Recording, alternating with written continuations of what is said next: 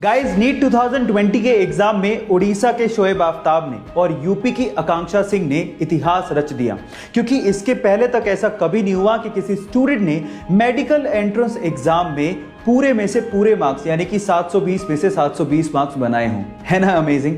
लेकिन सवाल यह है कि शोएब और आकांक्षा दोनों के ही 720 मार्क्स थे, तो फिर शोएब को रैंक 1 और आकांक्षा को रैंक 2 क्यों दिया गया?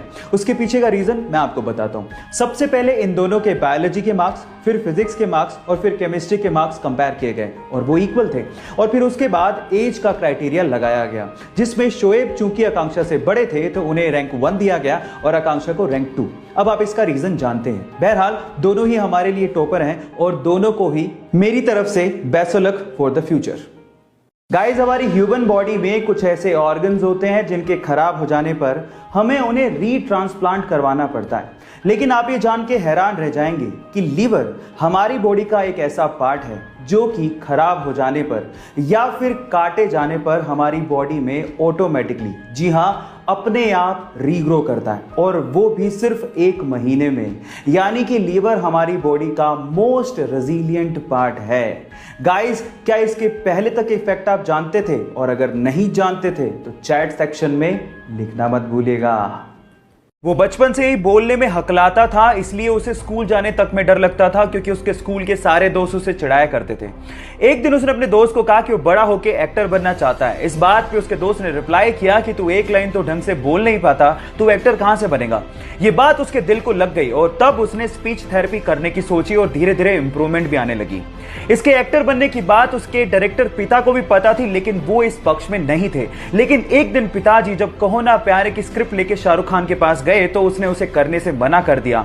आनंद फानन में उन्होंने अपने बेटे को लॉन्च करने की सोची और जब 2000 में कहो ना प्यारे रिलीज हुई तो यह लड़का रातों रात स्टार बन गया। Yes guys, I am talking about Asia's handsome hunk, most superb dancer and most superb actor Hrithik Roshan. Guys, difficulties हर किसी के लाइफ में आती हैं, लेकिन उसे फेस करने वाला ही सुपरस्टार बनता है। गाइस, गूगल और यूट्यूब का एक बहुत ही इंटरेस्टिंग फैक्ट अभी मैं आपको बताता हूं। क्या आपको पता है कि सन 2006 में गूगल ने यूट्यूब को $1.65 बिलियन में खरीदा था?